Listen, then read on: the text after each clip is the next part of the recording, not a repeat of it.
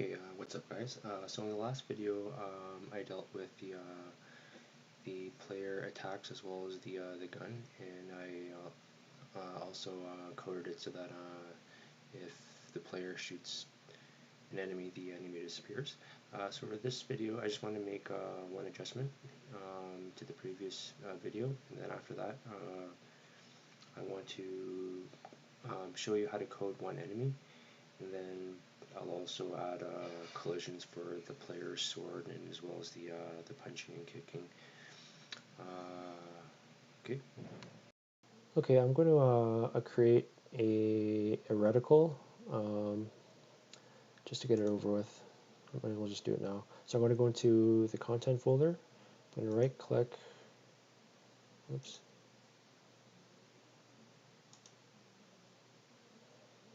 Right click, new folder. Oops.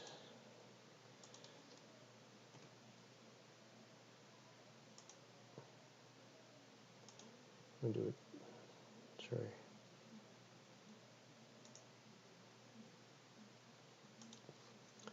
New folder, and I'm going to call it UI. And in the UI,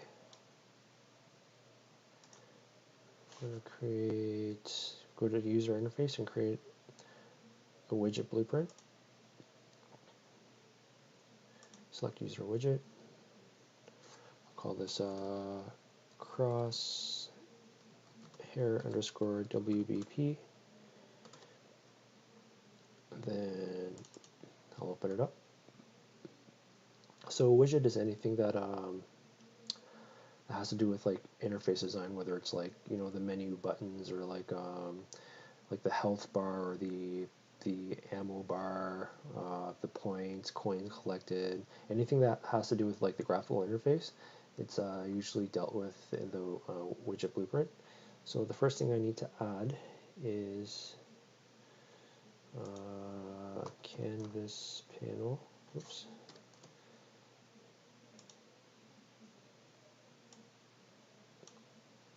I drag it onto the graph.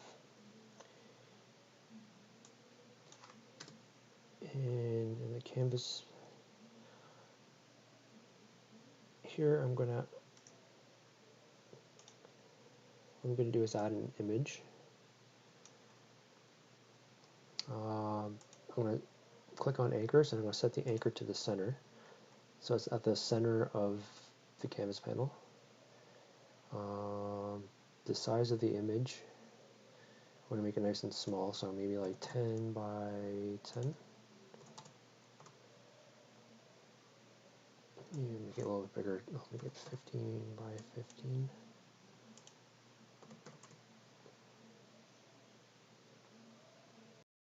And I'm going to, with that selected, I'm going to go into, where is it?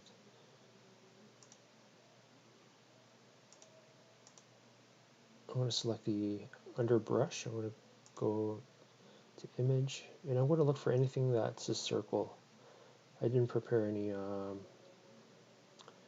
special images, so there should be something that's just basic circle.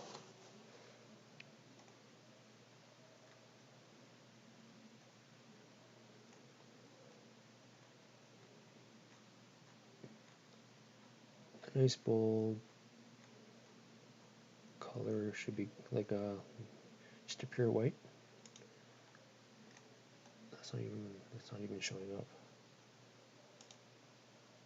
I don't even know what all these are, but I'm just looking for something that's like a dot.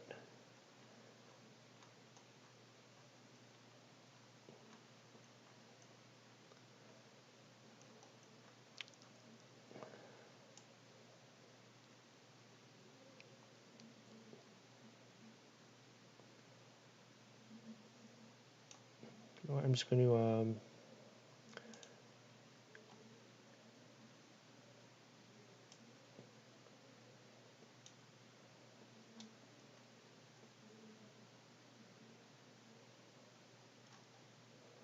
to use a square for now. I'm not going to worry about the image. Just going to place it, try to make it dead center. I'll make it even smaller, I'll just make it 10 again. Okay, all I need to do is compile. I need to go into ThemeWarrior Blueprint, go into the event graph, and using this event play node, which is whatever happens at the beginning of each level, I'm going to pull out and create a sequence. Oops, wrong one.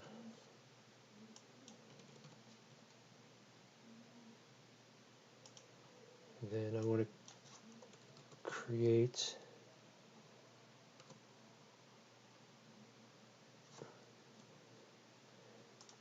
widget, and I'm going to select the crosshair WBP that I created, and I'm going to pull out of the return value and get add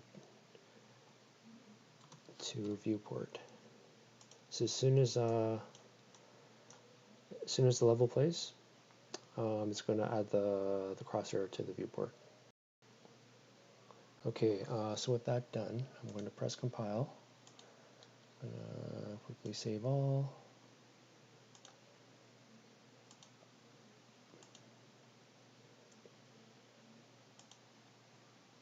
And I'm going to quickly try this out. I'm going to press play.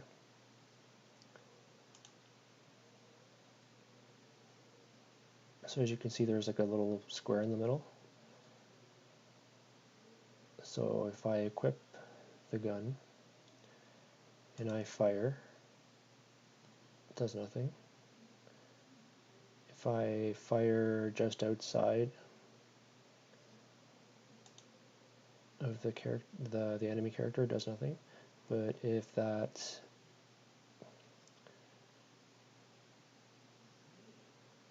square is sitting right on top of the enemy, I press,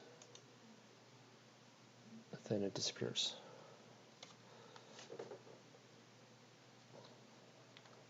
Okay, so now I'm going to show you how to do a simple, some simple coding for the enemy character so that it runs towards the player, and when it gets close enough to the player, it can start attacking. Okay, so to start off, I'm going to go into the Android folder, open up the Blueprint folder, and then open up Android Dummy Blueprint. So this is what I've done previously. I'm going to get rid of all this stuff. That was just the idle animation. First I need to create a variable called distance to player. I'm going to make that a float. And I'm going to set the first sequence node, I'm going to set the value of the distance to player. And the way to do that is right click, get player character, and from the return value I pull out and get distance to, get distance to. So basically it's measuring the position of this this enemy actor to the player.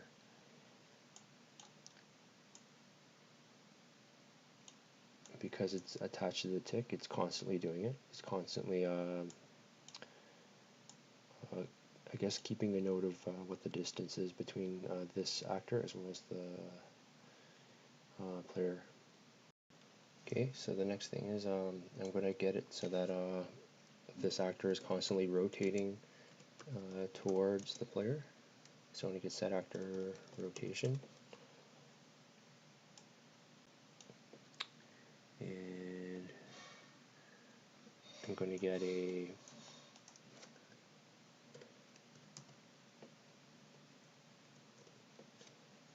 it's called R-interp2. I think it's rotation interpolation 2. Plug that right into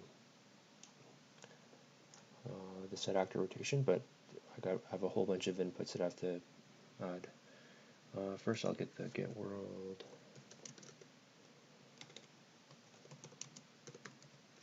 seconds, get world delta seconds.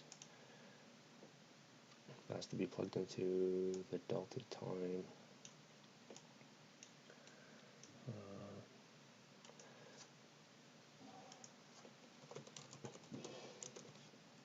Get actor rotation, because it's asking for the current rotation. So the current rotation is whatever it is at any given tick. Then it's going to ask for, so for this one I'm only doing the yaw, which is the left right. So I right clicked and did a split struct bin. I'm going to copy and paste this, and I want to split struct bin for this. So the X and Y rotation is basically, that's not going to be affected. The only thing that's going to be affected is the Z or the yaw. So I need to get actor location.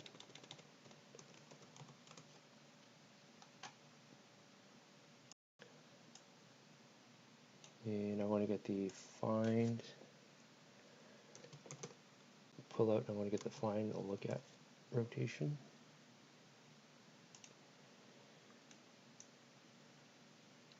I want to get, right click and get player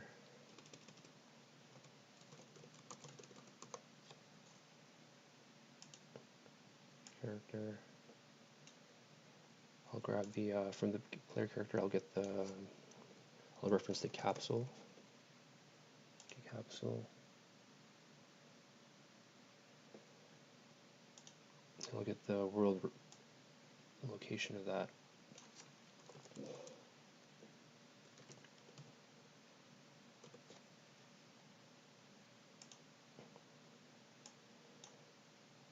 So the look at rotation is, it takes the position of this enemy character, it takes the position of the player character, and it's the whatever rotation value it is in order for this to look at the player.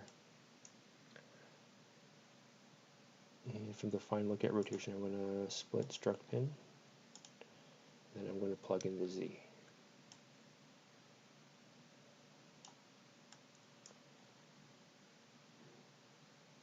So this makes it so that it's only turning in the Z. So if, for example, if the player's in a higher position or like a lower position, it's not going to rotate in that axis. It's only going to rotate in the Z axis. It's only going to look left and right. Okay, so I'm just going to clean this up a little bit.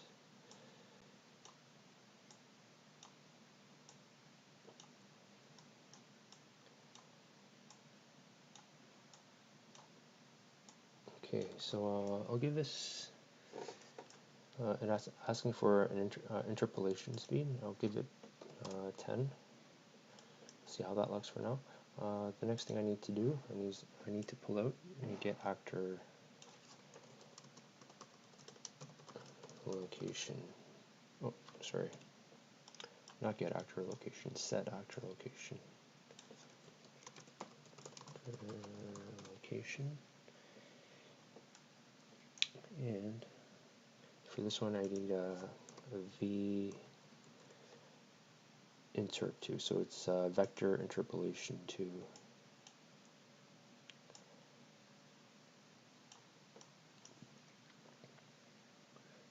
Get the right click actor location, which is the current location.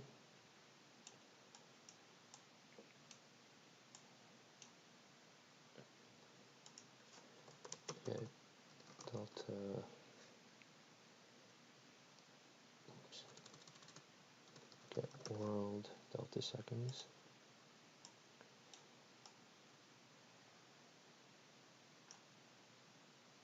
Stick that into delta time.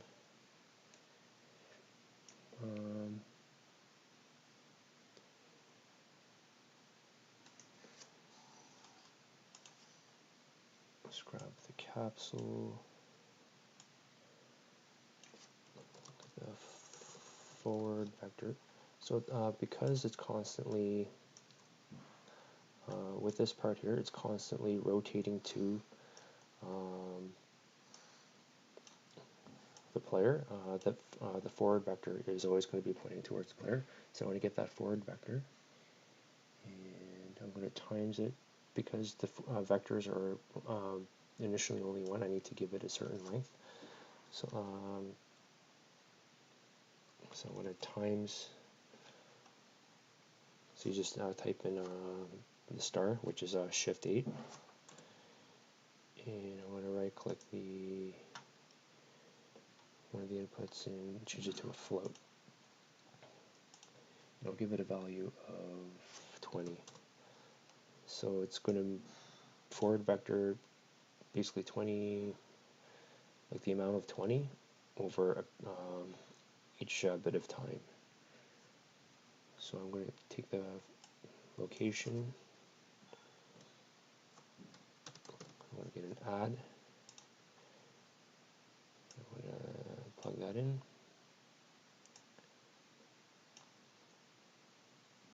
Okay, so I need to give this an interpolation speed. Let's give it a value of 4. You can change it whenever you want. You can just look at how it looks in the game and adjust it accordingly. Usually I just eyeball everything. For now, I'm going to go here and I'm going to unconnect this, and I'm going to compile, and I'm just going to press play. So now, because it's unplugged, if I spin the camera around, he's just standing there in the Da Vinci pose.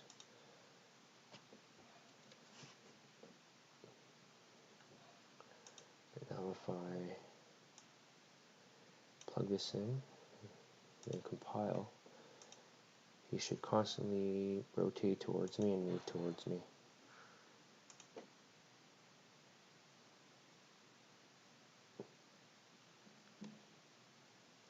He's moving, so if I move around,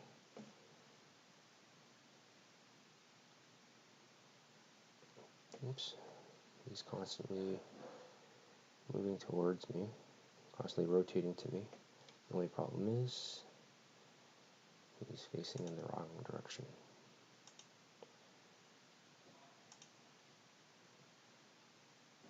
Which means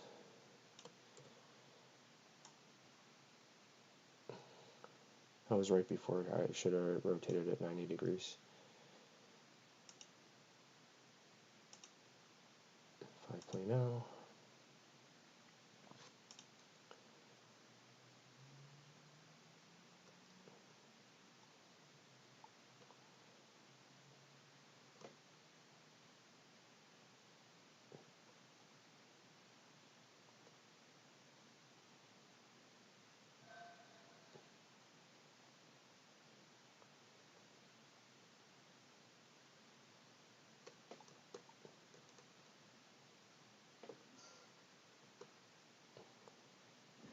unfortunately, I didn't set the collision, so he's going through the environment.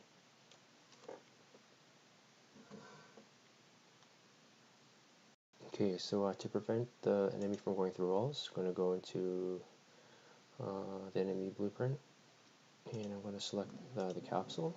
And if you go down to collisions, as you can see, it says overlap all dynamic. I want to change it to block all. So if you look down here, everything pretty much blocks everything. I'm not sure if I should make any exceptions here, but I'll just leave it the way it is for now. Okay. One thing that we have to do is change the speed depending how far away or close the enemy is to the player.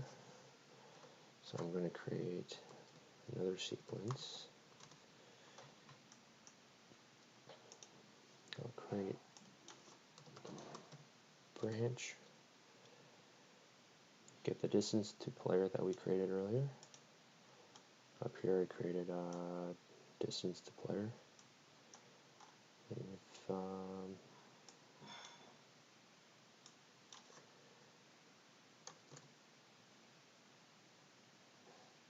it's greater or equal to, say, 5,000, we'll make it run.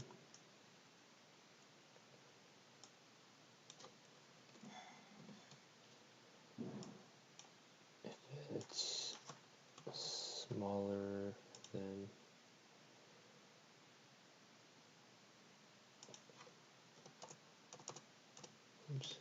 smaller than 5,000, I'll pull out, get an OR boolean. Oh, sorry, I have to get an AND.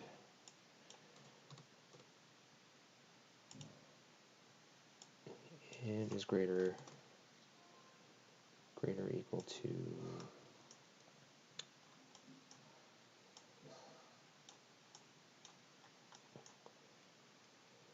let's just say 3. Then it's gonna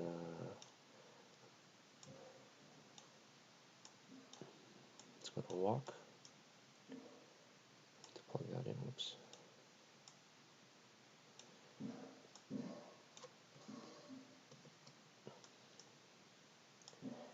And if it's smaller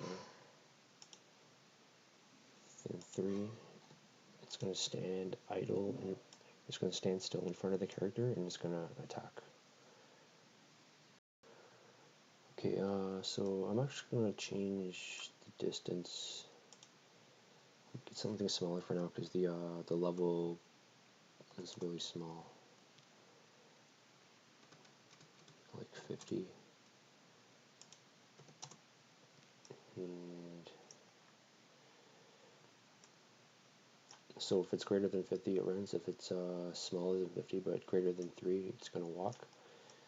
And then if it's smaller than 3, it's going to stop and attack. So all I need to do is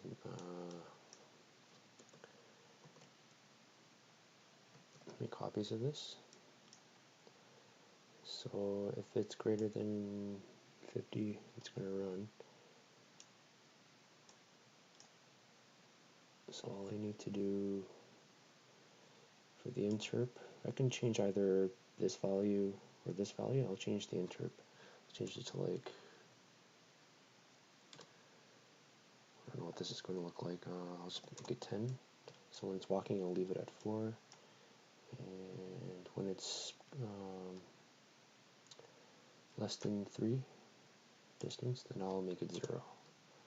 So 0 interpolation is really close. Oops.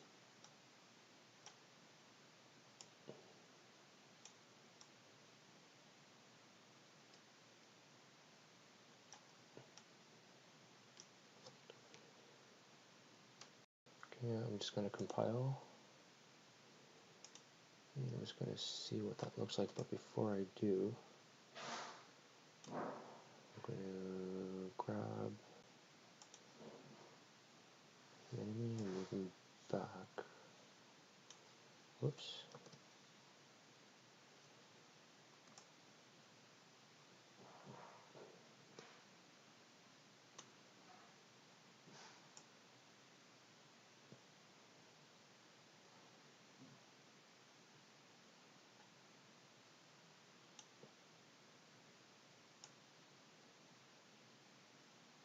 So I'm moving this way too, because I want to be able to see him right away. Take the player start.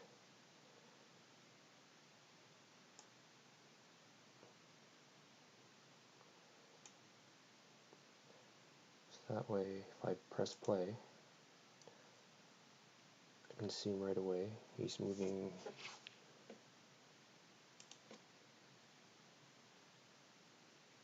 towards me.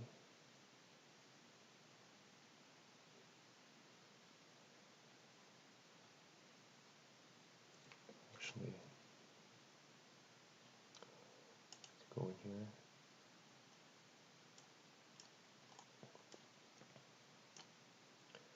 I'm going to pull out of the distance player, and I'm going to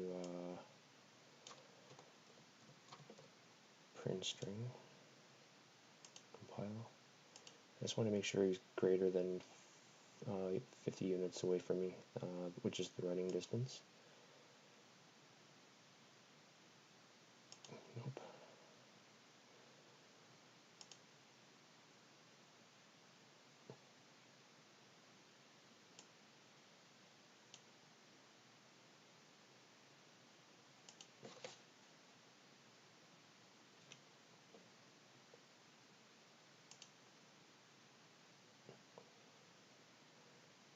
We get into the wrong thing. I'm going to plug it into inString. So if I do that, in the top left corner, it should constantly give me the distance from the player to the enemy.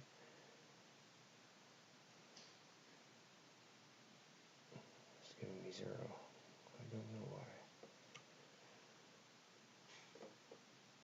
Okay, so I figured out the problem. It was something very simple. Instead of connecting it to target, I need to connect it to other actor. Another thing that I'm going to do is I think this needs to be higher.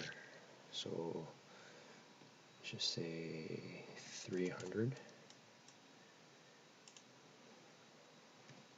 So if it's greater or equal to 300, then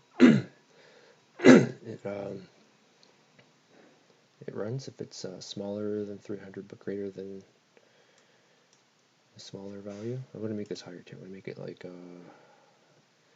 try 20. And the run speed must be higher too. The walk speed's fine. I set this to like 50. I want to see what that looks like. So if I press play, we should see the distance in the top left corner. So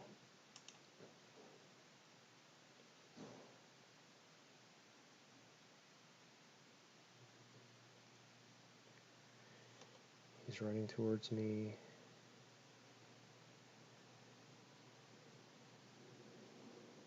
And when that number, oops, when that number gets closer to 300, he should walk towards me.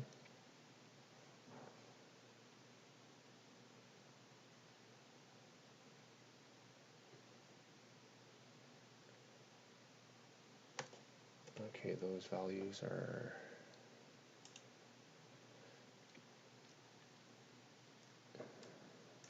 to adjust those values.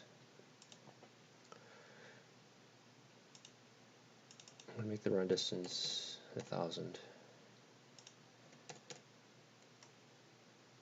Oops.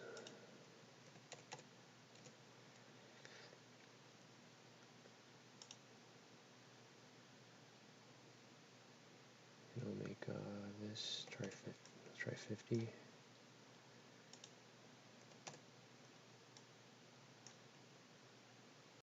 Okay, so I've actually set the run distance to 500 and the attack distance to 100. And instead of setting the interrupt speed, I set them all to 4 for all these. Instead of adjusting that, I adjusted after the forward vector, this value right here. So when it's running, I set it to 100. When it's walking, I set it to 20, which is what it was before. And when it's less than 100 units away from the player, it's going to be set to 0. So it's he's basically just standing there. So if I press play, as you can see, he's running really fast until the number at the top left turns to 500. Once it hits 500, he slows down to walking speed. And when he gets to 100 units away, he stops. And that's when he's going to be attacking And if I just say walk away, and he starts following me again.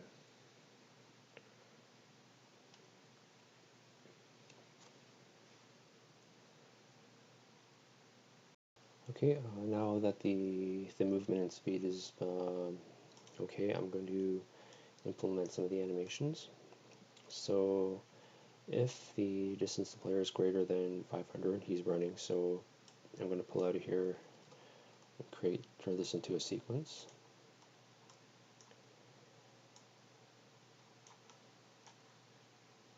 Pull this out.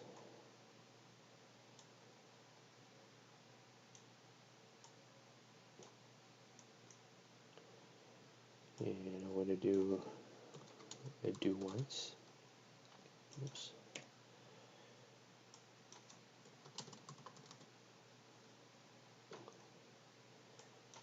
Going to pull out, get a play animations with a skeletal mesh. And I'm going to select run. Pull out of here. Going to get delay. And because the running animation is about a half second long, after half a second, it's going to reset the do once node. And I'm going to copy this.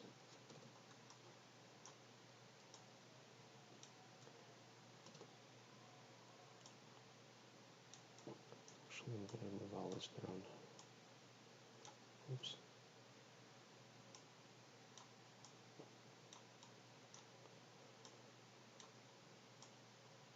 And I'll paste it right here. Do the exact same thing. Go plug into the sequence, and the sequence into that. So for this one, it's the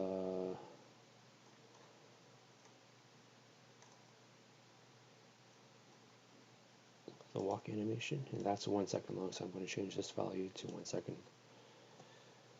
Okay, I'm going to compile. Oops. What am I missing?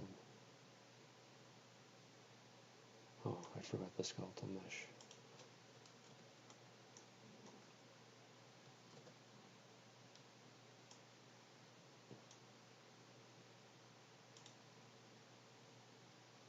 Now I'm going to make sure that this all works. First I'm going to save all. And then I'm going to hit play.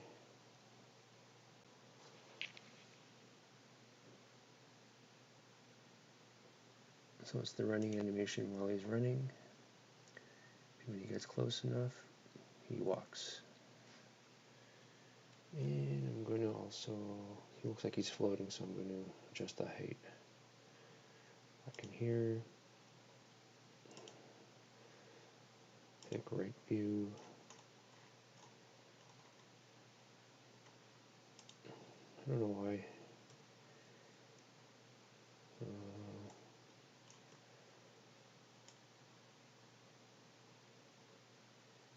Let's maybe bring it lower. It looked aligned with the capsule, but for some reason, I guess it's not low enough. We'll see that once more.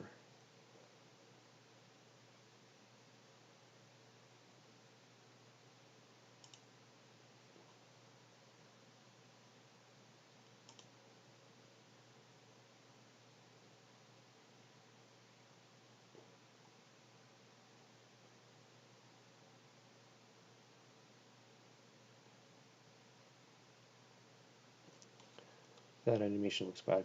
It's because the computer is laggy. I don't know.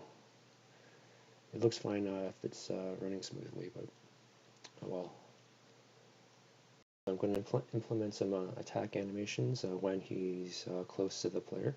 So I've imported 4 attack animations, 2 punches, as well as 2 kicks.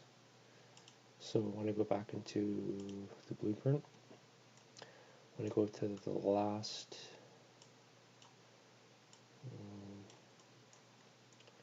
the this last branch, I'm going to pull out and create a sequence. So basically, that in this situation, he's just standing idle in front of the player. I need to create a variable called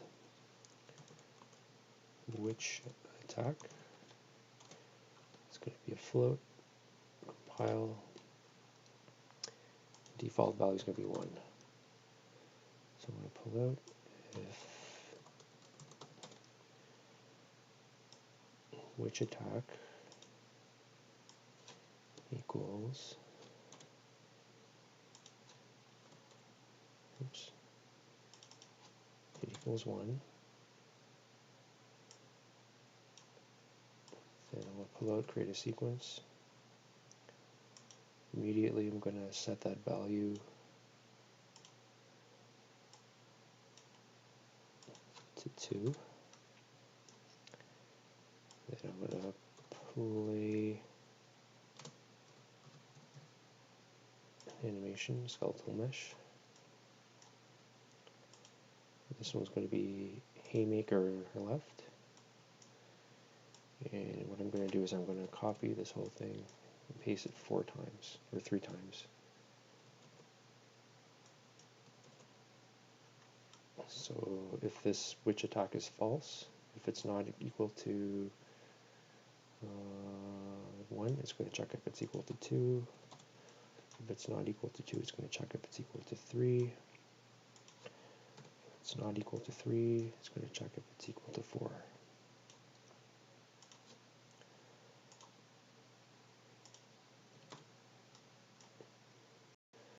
Okay, so if which attack equals 1, immediately it's going to set it to 2. If it's equal to 2, it's going to immediately set it to 3. If equals 3, then it's going to set it to 4. If it equals 4, it's going to reset it to 1, which is going to loop it back. And I need to set all these animations. So the first one was haymaker left.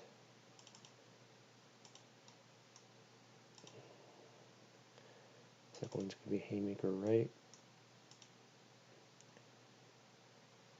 The third one's kick left. And the last one's kick right. So now I need to go and check the length. I'll open this up, this animation. And here it's 1 second long, 0 to 29. And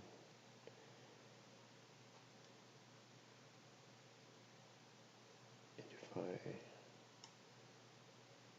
go ahead and dock this, if I go select a haymaker, same thing, which is good.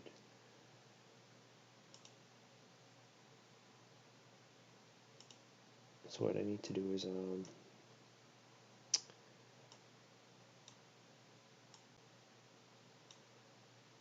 need to create another sequence. And in between this sequence and the next one, I'm going to do a do once node, because this is all attached to the event text, so it's constantly being fired. But I don't want all these attack animations to be overlapping each other. It's just going to play all of them like rapidly. So I'm going to do it once, and then I'm going to create a delay. After a delay of 1 second, because each of the animations are 1 second, so I'm going to wait for each animation to complete. And when the animation is complete, this do once node is going to be reset. Okay, so I'm going to press compile. We got to check to see if this works. So I'm just going to hit play.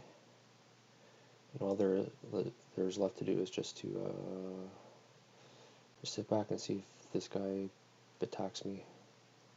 So he's walking, and when he's a certain distance, he'll do a punch, punch, punch, a kick, a punch,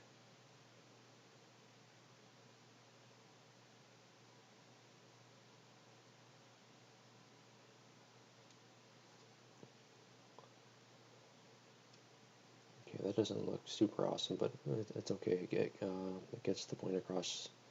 It shows that everything's working.